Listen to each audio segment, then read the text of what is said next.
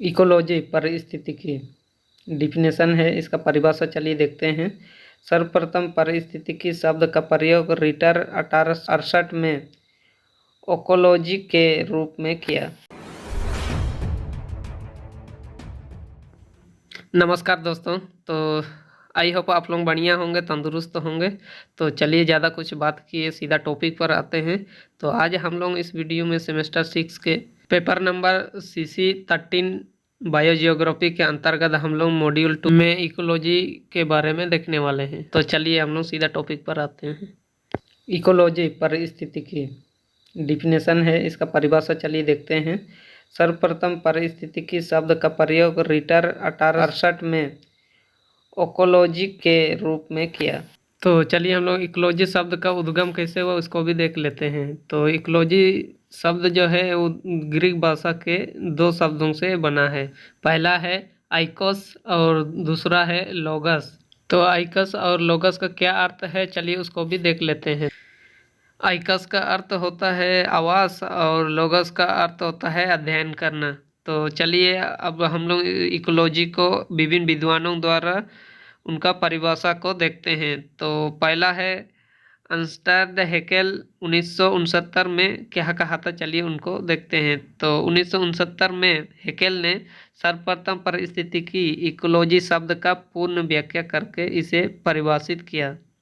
तो हैकेल के अनुसार चलिए देखते हैं इसका परिभाषा। तो हैकेल कहते हैं किसी भी जीव के संपूर्ण कार्बनिक तथा अकार्बनिक वातावरण के आपसी संबंध को पारिस्थितिकी कहते हैं। इसका परिभाषा हम लोग दूसरे रूप में भी कर सकते हैं, इसका मतलब इकोलॉजी का। तो चलिए हम लोग इसको देखते हैं। जीव का उसके अजैविक जैसे सॉइल, वाटर, टेम्परेचर, ये सब अजैविक तत्व हैं। एवं जैविक में प्लांट्स, माइक्रो ऑर्गेनिज्म etc, ये सब जो है अजैविक और जैविक वातावरण के साथ पारस्परिक संबंधों के अध्ययन को ही पारिस्थितिकी यानी इकोलॉजी कहा जाता है। तो आई होप आप लोग समझ गए होंगे इसका परिभाषा। तो चलिए आगे देखते हैं। जीवित जीव का उसके भौतिक एवं जैविक वातावरण के साथ पारस्परिक संबंधों के अध्ययन को पारिस्थितिकी कहते हैं। यानी कि दोस्तों जीवित जीव जैसे आप हैं या हम हैं, अन्य सारे जीवित जीव उनके भौतिक और जैविक वातावरण के साथ जो पारस्परिक संबंध है उसी के अध्ययन को ही इकोलॉजी कहा जाता है। तो चलिए इसका और बेहतर तरीके से समझते हैं। जैसे यहाँ दिया हुआ है जलमंडल, जैव मंडल, स्थल मंडल और वायुमंडल, ये चारों जो है आपस में जिस प्रकार से इंटर संबंध है, जिस प्रकार से एक दूसरे से अपना संबंधित रखते हैं, तो इसी को ही हम लोग इकोलॉजी या पारिस्थितिकी कहते हैं। ठीक,